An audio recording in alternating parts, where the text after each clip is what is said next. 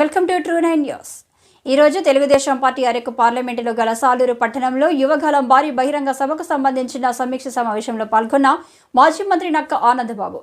ఈ సందర్భంగా మాజీ నక్క ఆనందబాబు మాట్లాడుతూ నెల్లిమర్ల నియోజకవర్గం భోగపురం మండలం పొలిపల్లిలో ఎన్నికల శంఖారావం సభ ఇవ్వగల ముగింపు సభ భారీ స్థాయిలో జరగనున్నది. ఈ ఎన్నికల శంఖారావం సభను విజయవంతం చేయడానికి ఈ సమీక్ష సమావేశంలో సుదీర్ఘంగా చర్చించి ఇవ్వగల ముగింపు భారీ బహిరంగ సభకు అరకు పార్లమెంటులో గల మన్యం జిల్లా సాలూరు నియోజకవర్గం నుండి అత్యధిక సంఖ్యలో హాజరై విజయవంతం చేయాలని నాయకులకు కార్యకర్తలకు దిశానిర్దేశం చేశారు.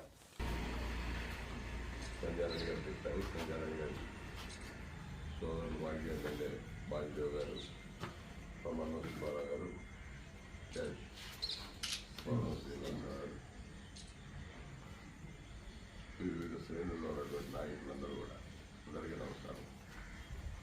నాకు థ్రోట్ ఇన్ఫెక్షన్ ఉండే మాకు అర్థమైంది కదా. నేను ఈ పార్లమెంట్ దాదాపు 12 సంవత్సరాలు చూస్తున్నా. 5 ఏళ్ళు అయింది ఇక్కడ ఫిజికల్గా వచ్చి. ఈరోజు వచ్చామంటే బాగోపోయిన వచ్చానంటే దీని యొక్క సీరియస్నెస్ ఏంటో అర్థం చేసుకోండి. ఖచ్చితంగా పార్టీ అంత సీరియస్గా ఆలోచించి అందరినీ పంపుతూ ఉంటుంది. ఆయన వచ్చి 5 రోజుల నుంచి ఇక్కడ కృష్ణించాడు. ఆయన పోలవరం పోటీ చేశాడు. నేను వచ్చి 5 రోజులు ఇక్కడ ఇచ్చాడు. నేను పోలీసు తిరుగుతూ ఉన్నాను. నేను పాలపూరు పాడేరు పాలపూరు పోయింది అంటే ఆ సీరియస్నెస్ అర్థం చేసుకోండి. ఖచ్చితంగా ఈ సభ అనేది తెలుగుదేశం పార్టీకి రేపు భవిష్యత్తు ఇవ్వబోయేటటువంటి సభ ఇది. కాబట్టి అందరూ పనులు మాదిదేవ్ గారు చెప్పాడు. పనులు అనేవి ప్రతి సీజన్లో ఏదో పనులు ఉంటానే ఉంటాయి. కానీ ఎలక్షన్లు ఆగవు. పనులు ఉన్నాయో లేకపోతే ఇంకోటి ఎలక్షన్లు ఆగవు. 3 నెలలే ఎలక్షన్ మొత్తం. ప్రతిరోజు వెలువైంది. ప్రతిరోజు రోజు మారిందంటే రోజు లెక్కేసుకుంటాం తగ్గిపోయింది.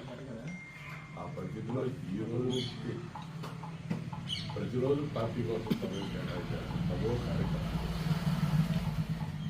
మీ ప్రాంతంలో జరుగుతున్నటువంటి విజయనగరం అంటే దాదాపు ఇదంతా విజయనగరం, శ్రీకాకుళం, విశాఖపట్నం మూడింటికి సంబంధించింది.